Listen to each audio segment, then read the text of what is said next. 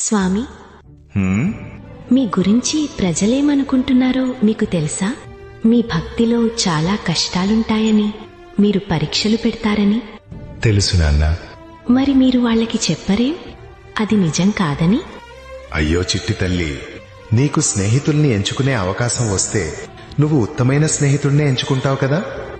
అలాగే నాకు అలాంటి ఉత్తమ భక్తులే కావాలి. నన్ను నమ్ముకున్న భక్తుల్ని ఉత్తమమైన మనిషిగా ఎలా చేయాలో నాకు బాగా తెలుసు. మరి స్వామి, నాకొక సందేహం. మీ పరీక్షలో నెగ్గలేని వాళ్ళు మీ గురించి చాడీలు చెప్తారు, మాటలు అంటారు, కొన్నిసార్లు తిడతారు కూడా. మరి వాళ్ళు? వాళ్ళు నా వాళ్లే. నన్ను చేరే దారిలో కష్టసుఖాలు, కోపతాపాలు సహజమే. త్వరలోనే తెలుసుకుంటారులే. అర్థమైందా?